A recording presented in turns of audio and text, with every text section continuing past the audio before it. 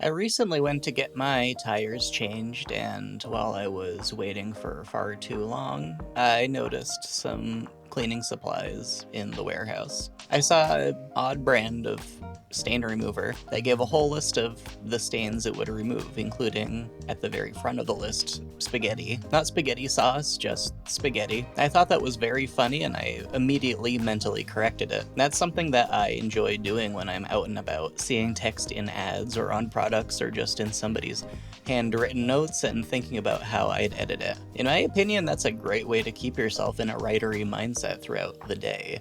Thinking about how you'd improve the little bits of writing you encounter in your everyday life primes you to have a writer's mindset, and I feel like it helps me slip easily into writing or editing modes when I sit down to do so. I even have the privilege of doing this in some of my freelance work.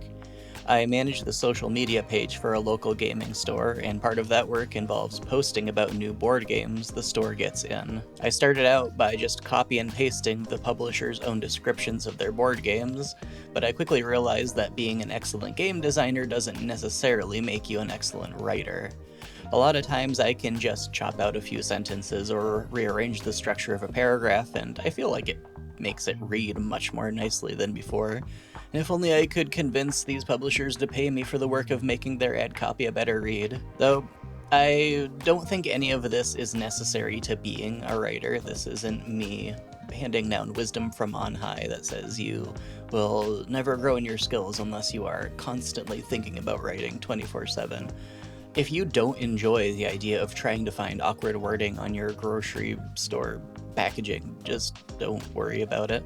Just as many people prefer to turn off their writer and editor brains when they're reading novels because they feel like overthinking what they're reading makes the activity less enjoyable, that's something I can't really relate to. I enjoy reading so many more books when I'm looking at it thinking, well, I have removed that paragraph, or what is this chapter doing?